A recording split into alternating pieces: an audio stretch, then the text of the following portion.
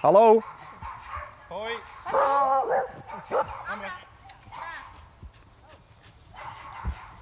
Ja, baby. Ga maar met Teun mee.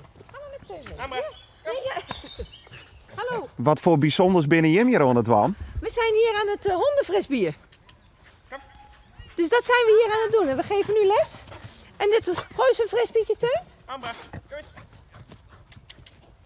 Ga maar naar de baas. Ga maar naar de baas. Doe dan. Doe maar, meisje. En jou binnen de trainster. Ja, ik ben de trainster, ja. Ja, we zijn van Fly 'em High en we geven hier frisbeelessen. Ja.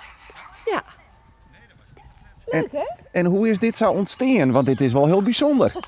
Dit is ontstaan in 1974 in Amerika. En daar hebben ze, wat hij nu doet, is distance, dus afstand gooien.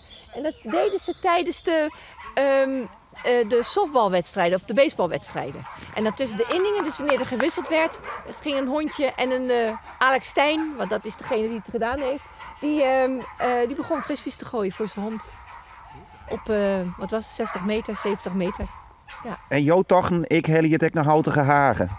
We zijn Boelenslaan, Houten Hagen is aan de overkant. Oh, excuses. Nee, dat geeft helemaal niet. Maakt niet uit. Dus ja, en zo zijn we, hebben we dit huis gekocht met het veld. En dan hebben we zoiets van, nou, we gaan frisbeeles geven hier aan huis. Ja.